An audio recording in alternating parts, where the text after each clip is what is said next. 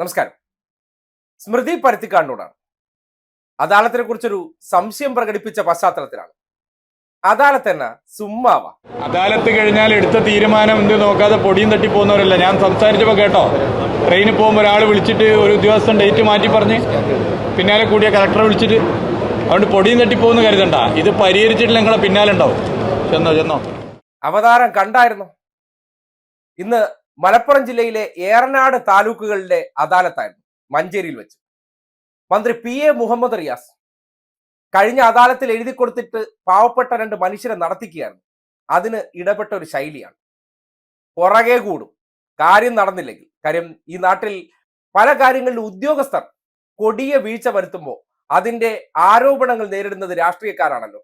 ജനം ബുദ്ധിമുട്ടുന്നത് ജീവനക്കാരെ കൊണ്ടാണ്.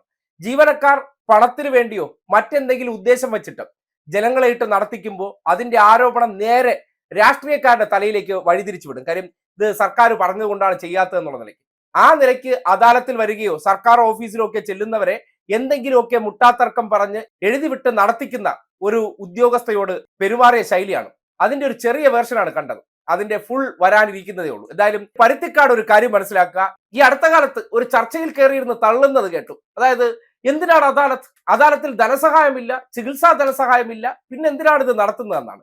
ഇത് മാത്രമാണ് ജനങ്ങളുടെ പ്രശ്നമെന്ന് ധരിച്ചു വെച്ചിരിക്കുന്ന, അല്ലെങ്കിൽ ധനസഹായങ്ങൾ മാത്രമാണ് ഇവർക്ക് കൊടുക്കേണ്ടതെന്നും അല്ലാതെ ഉദ്യോഗസ്ഥരെല്ലാം മഹാന്മാരാണെന്നുള്ള നിലയ്ക്ക് ചിത്രീകരിക്കാൻ ശ്രമിക്കുകയും ബ്യൂറോക്രസിയെ പാടിപ്പുകഴ്ത്തുന്ന ആ മാധ്യമ മനോഭാവക്കാർക്കാണ് ഈ ദൃശ്യം ഫുള്ളായിട്ട് അങ്ങ് ഡെഡിക്കേറ്റ് ചെയ്യുന്നത്. കാര്യം നിങ്ങൾക്ക് സംശയമുണ്ടെങ്കിൽ ഒരു ദിവസം അദാലത്തിൽ പോയി എങ്ങനെയാണ് ജനങ്ങൾക്ക് അവരുടെ നീറുന്ന പ്രശ്നങ്ങളിൽ ഇതുപോലെ ശാശ്വത പരിഹാരം ഉണ്ടാക്കുന്നതെന്ന് മനസ്സിലാക്കാം. മനസ്സിലായിക്കോ? അങ്ങനെയാണ് നിങ്ങൾ വായിക്കും, നിങ്ങൾ എഴുതി നിങ്ങൾ വായിക്കും. ആളുകളെ ഉപദ്രവിക്കുക.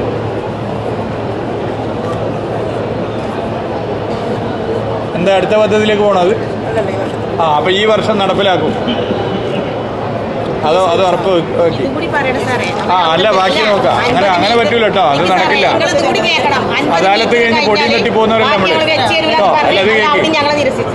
അദാലത്ത് കഴിഞ്ഞാൽ എടുത്ത തീരുമാനം എന്ത് നോക്കാതെ പൊടിയും തട്ടി പോകുന്നവരല്ല. ഞാൻ സംസാരിച്ചപ്പോൾ കേട്ടോ, ട്രെയിനിൽ പോകുമ്പോൾ ഒരാൾ വിളിച്ചിട്ട് ഒരു ഉദ്യോഗസ്ഥൻ ഡേറ്റ് മാറ്റി പറഞ്ഞ് പിന്നാലെ കൂടിയ കളക്ടറെ വിളിച്ചിട്ട് അതുകൊണ്ട് പൊടിയും തട്ടി പോകുന്നു കരുതണ്ട. ഇത് പരിഹരിച്ചിട്ട് നിങ്ങളെ പിന്നാലെ ഉണ്ടാവും. ചെന്നോ എടുക്ക ആളുകളെ വെറുതെ നടത്തിക്കുന്നു. ഇവിടുത്തെ പരിഹരിച്ചതിന് അപ്പുറം പോയി പറയാ പദ്ധതി നടപ്പിലാവില്ല.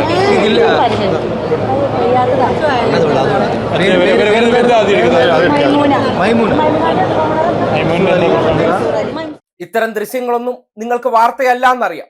കാര്യം അത്തരം ദൃശ്യങ്ങളൊന്നും ജനങ്ങളുടെ ഇടയിലേക്ക് ചെന്നാൽ ആ ചെയ്യുന്ന വ്യക്തികൾക്ക് ജനങ്ങളിൽ നിന്നൊരു വലിയ താല്പര്യമോ അല്ലെങ്കിൽ അവരോട് വല്ലാത്ത ആരാധനയോ താല്പര്യമോ തോന്നിക്കഴിഞ്ഞാൽ പോയില്ലേ. നമ്മൾ വേറെ പല കാര്യങ്ങൾക്കുമാണല്ലോ പണിയെടുത്തുകൊണ്ടിരിക്കുന്നത്. പക്ഷേ ജനം നേരിട്ട് അനുഭവിക്കുന്നുണ്ട്. കഴിഞ്ഞ തവണ 61 ദിവസം സ്വർണ്ണക്കടത്ത് കേസ് ചർച്ച ചെയ്തതിനു ശേഷം ഈ സർക്കാർ അധികാരത്തിൽ വരില്ല എന്ന് മനക്കോട്ട കെട്ടിയിരുന്നപ്പോൾ എന്തുകൊണ്ടാണ് മറിച്ച് സംഭവിച്ചതെന്ന് പറഞ്ഞാൽ ചില ഇടപെടലുകൾ മനുഷ്യന്റെ മനസ്സിലേക്കാണ് കയറി ചെല്ലുന്നത്. അങ്ങനെയുള്ള ഇടപെടലാണ് ഈ കണ്ടത്. ഈ അടുത്ത ദിവസം മറ്റൊരിടത്തും ഇതുപോലത്തെ ഒരു ദൃശ്യം പുറത്തേക്ക് വന്നിരുന്നു. ഇത് പലയിടങ്ങളിലും നടക്കുന്നുണ്ട്. അതായത് ഈ ചുവപ്പ് നാടയിൽ കൊണ്ടുവന്ന് കുടുക്കി കാലങ്ങളായിട്ട് ജനങ്ങളുടെ പല ഭൂമിയുമായി ബന്ധപ്പെട്ട പ്രശ്നങ്ങളിലെല്ലാം ശാശ്വത പരിഹാരം ഉണ്ടാക്കാതെ ഉദ്യോഗസ്ഥരിട്ട് വട്ടം കറക്കിക്കുന്നുണ്ട്. പലരും പല ഉദ്ദേശശുദ്ധിയിലാണ്. പക്ഷെ ഈ അദാലത്ത് 2ാമത്തെ വർഷം തുടർച്ചയായിട്ട് നടക്കുകയാണ്. സർക്കാരിന്റെ വാർഷികത്തോടനുബന്ധിച്ച് നടത്തുന്ന ഈ പരിപാടിയിലൂടെ ജനങ്ങൾക്ക് എത്ര ഗുണകരമായിട്ടുള്ള കാര്യങ്ങളാണ്.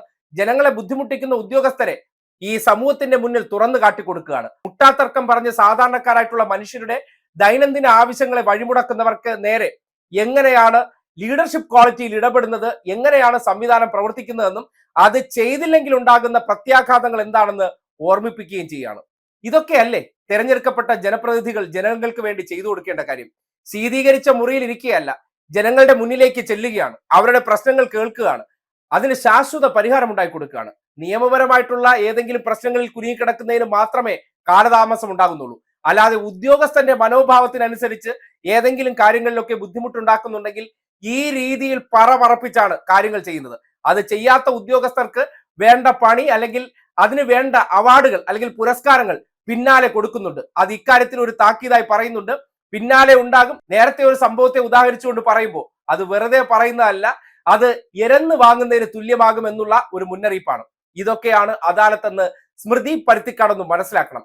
ഈ വല്ലപ്പോഴും ആ ശീതീകരിച്ച മുറിയിൽ നിന്ന് പുറത്തിറങ്ങി ഈ അദാലത്തൊക്കെ നടക്കുന്നിടത്തൊക്കെ പോയി പരുത്തിക്കാടൊന്ന് സന്ദർശനമൊക്കെ നടത്തിയിരുന്നെങ്കിൽ ഈ കോൺഗ്രസ്സുകാർ അയച്ചു തരുന്ന വാട്സപ്പ് സന്ദേശം ഉണ്ടല്ലോ, അല്ലെങ്കിൽ ആ യൂണിവേഴ്സിറ്റിയിൽ നിന്ന് കിട്ടുന്ന വിവരങ്ങൾക്കപ്പുറം എന്താണ് അദാലത്തെന്നും അതിലൂടെ എത്രമാത്രം ജനങ്ങൾക്കാണ് അവരുടെ നീറുന്ന, അവരുടെ പൊള്ളിക്കുന്ന പ്രശ്നങ്ങൾക്ക് പരിഹാരമുണ്ടാകുന്നതെന്ന് നിങ്ങൾക്ക് തിരിച്ചറിയാൻ കഴിയും.